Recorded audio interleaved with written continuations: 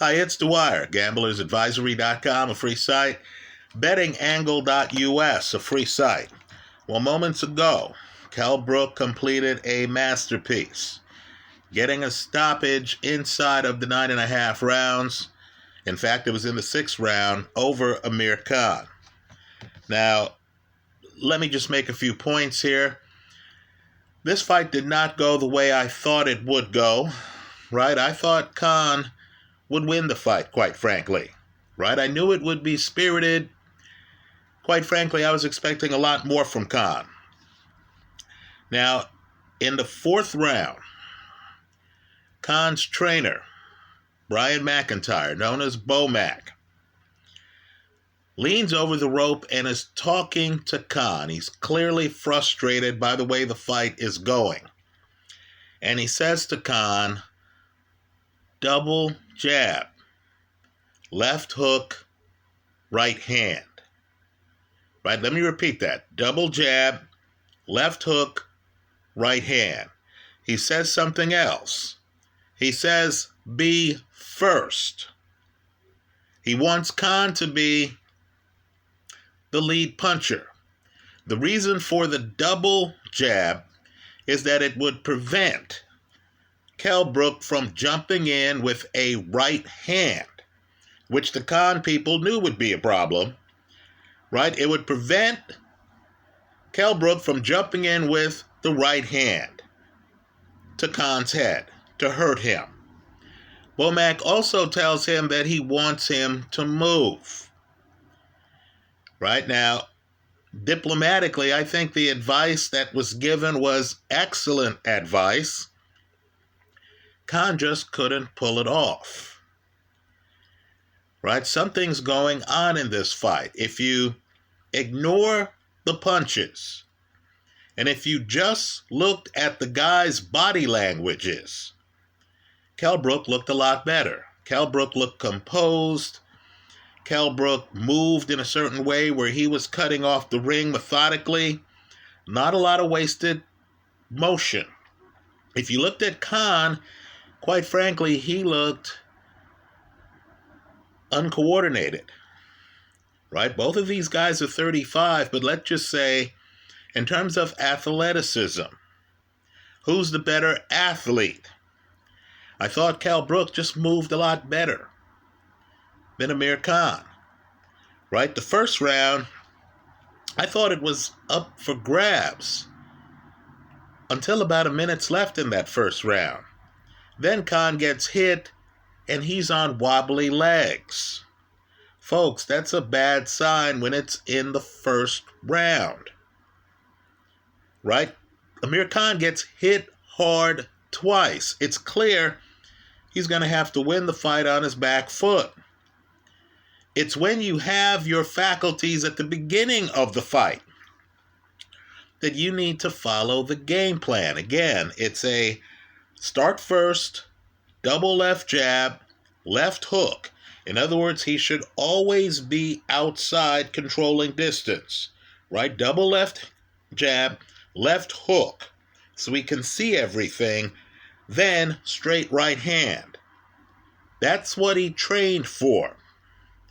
Folks, he deviates from that game plan in the first round. And what you're noticing is that he had no way, and I mean no way, of keeping Khan from coming inside and throwing that right hook to the head. Let me also say, too, in terms of body language, Khan does get rocked maybe a couple times over the 6 rounds, but he always looks in control. By contrast, Brook gets rocked a couple of times, but he's always in control. Amir Khan, by contrast, when he got hit, it's almost as if he wasn't expecting the punch coming. And that's shocking, given the number of times that Kell Brook is landing that right hook. Right? It's just shocking. Khan just didn't have the level of awareness a boxer should have. Let me say, too, And again, I bet on Khan to win the fight. I also took the under 9.5 rounds. So my view might be biased. But I gave Khan the second round. You saw what could have been. Khan clearly has the hand speed advantage. Khan, when he jumps in and throws combinations, could get off 3-4 punches. Right, Kell? Brook, when Khan jumped in, didn't look defensively blessed to me. Kell Brook's trying to move his upper body. But when Khan jumps in, Kell Brook looks open. It looked to me like if Khan didn't focus as much on speed and just was more aware of the left hook, because when he jumps in, Brook looks open for it. I thought Khan could have done more damage. Well, let's just say I gave Khan the second round. But then you get to the third round. And let's just say Kell Brook has a very strong finish to the third round. More importantly, it's clear by then that Kell Brook does not believe that Amir Khan can hurt him. I thought Kell Brook would be a little bit nervous about his eyes. I thought Khan would be targeting the eyes, right? Khan has a pretty good jab. I thought Khan would be targeting the eyes. I thought Kell Brook would be a little bit nervous about getting hurt. Right? By the end of the third round, it's obvious that that's not the case. Right? Kell Brook is cuffing Amir Khan around. And that's a key point in the fight, because I gave Amir Khan the second round, and Khan was looking good the first part of the third round. Let me also say, too, that Khan, and I know this is not what Bomac wanted, but Khan started to be effective by being a counter-puncher.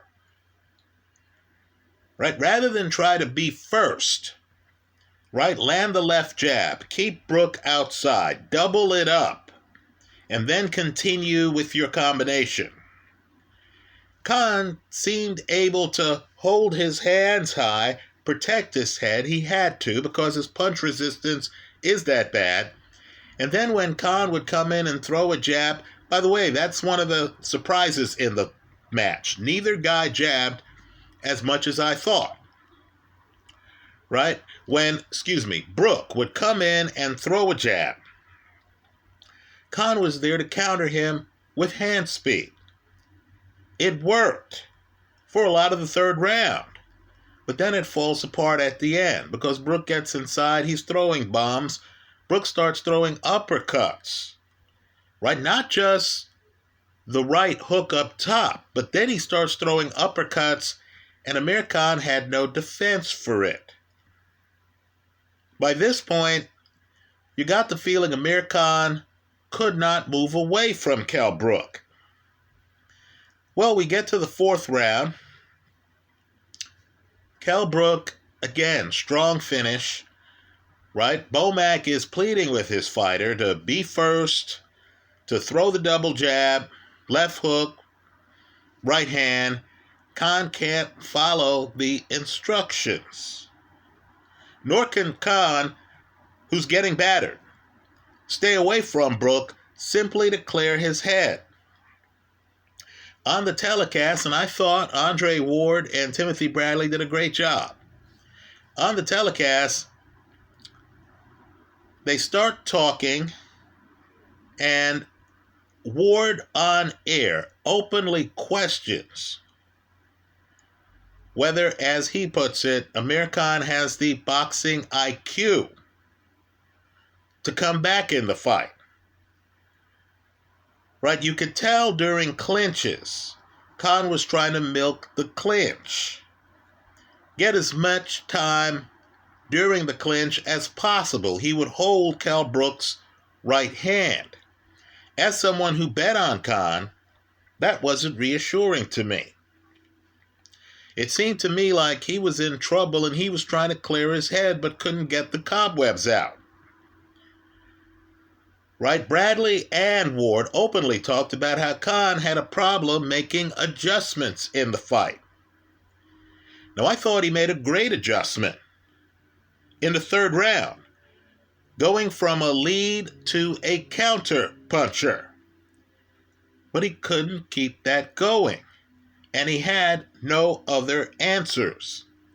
By the time we get to the fifth round, Andre Ward starts calling this a walk-down fight. Let me quote Andre. He even goes so far as to say that what Kell Brook, by his strategy, is really telling Amir Khan is, and here's the quote, "I don't respect you, bro."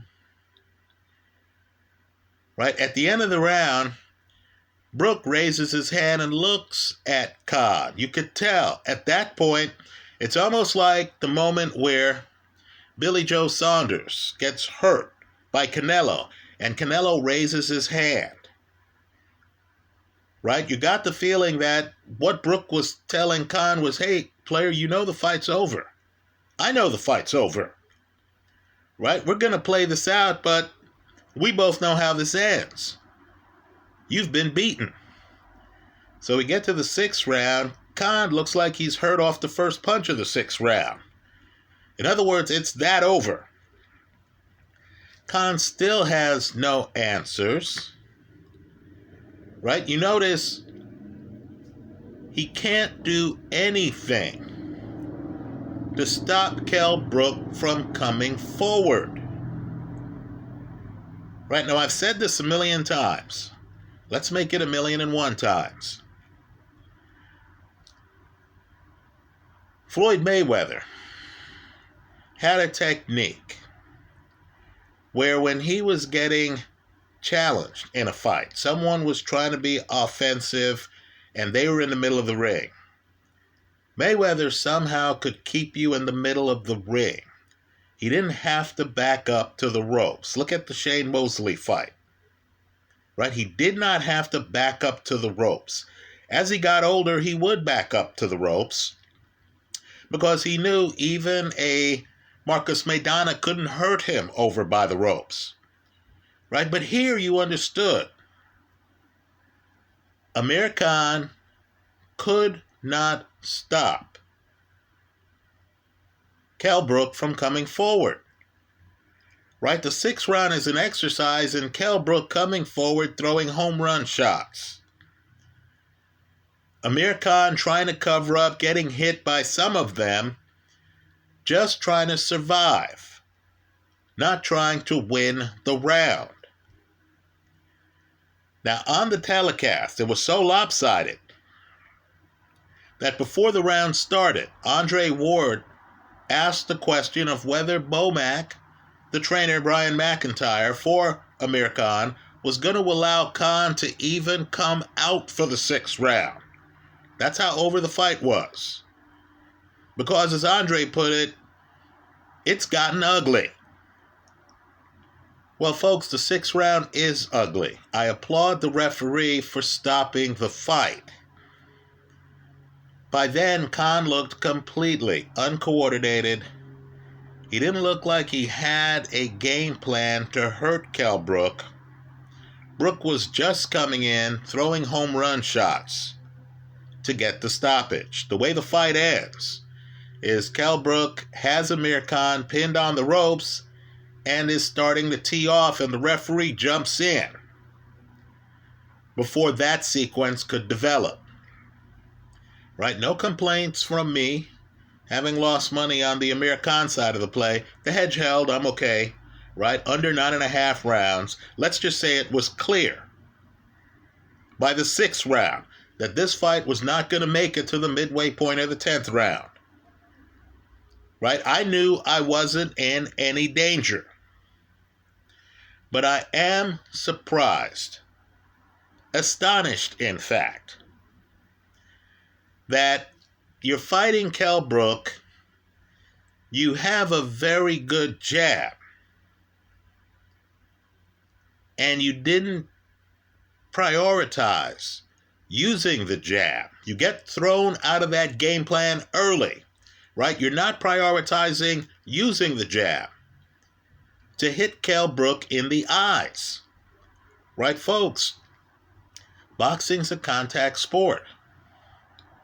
If you know a guy has an injury going into the fight, isn't that what you target? Don't you force Kell Brook to keep his hands home to protect his eyes? Well, all I could say is once Amir Khan gets hit hard and his legs start wobbling, right, for a moment there in the first round, it looked like he was going to go down. Once that happened, Amir Khan lost the ability, right? Amir Khan loses the ability to focus on Kell Brook's eyes, right? He gets hit, his legs turn to spaghetti. He's there trying to survive. He even starts making facial expressions, which is a sure sign that a guy's been hurt. And then it becomes about survival, not winning the fight, right? So I'm sure in the gym, Amir Khan was prioritizing the jab. By the third round of this fight, that had gone out the window. As Mike Tyson used to say, everybody has a plan until they get hit in the mouth. Let's just say Amir Khan, after he loses his ability to stick and move and be first, does have some success as a counter in the third round. That falls apart by the end of the third round. Then the fight became a matter of survival. Let me also say this too, and I understand there's a rematch clause. Let's hope Khan never uses it. Right, folks? The beating was so methodical that let's just say the rematch wouldn't sell out in the first 15 minutes. One wonders whether they even get a sellout for the rematch. Right? This fight looked like two guys at 35 who were in different shapes. Amir Khan couldn't see the punches coming. You know that. Even though Kell Brook keeps throwing the same right hook up top. It's his right hand that's the lethal weapon in this fight. You knew that Amir Khan couldn't see it because when he would get hit, it was flush. It was too flush. And understand, Kell Brook's not even jabbing his way in. He's walking up there. He might throw one jab, then he's throwing right hooks. Then he's throwing overhand rights. And still, he was catching Amir Khan, and when he caught Amir Khan, Amir's body would turn. When you start seeing that in a fighter, the reflexes are gone. Right? Amir Khan was always a little stiff around the neck. Right? He didn't really have his head on a swivel. Couldn't really hide his head. Well, now the timing is gone to where he's getting hit flush. The hand speed is still there. But not the timing, not the coordination. Right? At different times during this fight. Timothy Bradley would say timing beats speed. That was obvious here. Let me say also, I was looking closely at Kell Brook. Right, I believe this fight was at a catch weight, 149. Kell Brook did not have an ounce of fat on him. Right? You know, I'd love to see Kell Brook return to 160, where he fought Golovkin, and take on Jermall Charlo. Right? Let's hope Charlo's criminal charges don't stick, that he's actually innocent. If he's guilty, then he gets what he gets. But if Charlo is innocent and is able to beat that brat, I'd love to see him against Kell Brook. Because Kell Brook just walked down a guy with a very good jab, and Charlo has a very good jab. Right? I wonder what happens, quite frankly, if Charlo isn't able to set up his front foot and has to back away from Kell Brook, who would be the shorter man, right? Would have to back up away from Kell Brook, with Kell Brook having this level of composure, this level of efficiency, right? He lands his power shots at a very high connect percentage, and this level of a right hand, right? I thought Kell Brook was done. Looking at his performance against Terrence Crawford, a great fighter. Well, let's just say he's not done. He's viable. And I believe he would give bigger guys all kinds of problems. With his speed, he doesn't have the hand speed of Amir Khan, but he's fast, right? I believe at bigger weights, against a guy like Jamal Charlo, he would have the hand speed advantage. Let's just say Kell Brook has more fights in him. It's up to him at 35 whether he wants to walk away. I understand that some fighters will try to take care of grudge matches before they leave the stage. And let's face it too, he's heard twice now from doctors that he had a broken eye socket after a fight. I could see a guy looking at his family and saying, hey, I always want to be able to look at my family. Right, I'm walking away. I scratched this itch. Both myself and Amir Khan know I beat him. But if that itch returns for him to win the middleweight title, I'd love to see him give it a go within the next 9 to 12 months. Right, folks, he still has the right hand. He certainly has the timing. He won't have to worry about the hand speed like he did this fight. Masterful performance. I tip my hat. I was wrong. I thought the underdog was going to win the fight. Fortunately, I had a hedge of under 9.5 rounds. Right? Let me say, too, that it's amazing the economy of movement that Kell Brook has. Right? You see him and you see Amir Khan flailing around. You see Amir Khan throwing combinations. It just felt like Amir Khan was throwing more punches. That wasn't the case. Right? The dangerous fighters are the ones who look like they're not overextending themselves as they destroy you. Right? Kell Brook keeps it contained until the 5th and 6th rounds, when it was clear all he needed was one more punch. Right? I tip my hat. Excellent fight. Kell Brook has more fights left in him. That's how I see it. Let me hear from you. Give us your thoughts. I thought the game plan, and Bomac tells you as he talks to his fighter, I believe it's in the 4th round, might have been in the 3rd round, where he says, double jab, left hook, right hand. Be first. Don't stay in front of him. Right? That's what he tells his fighter.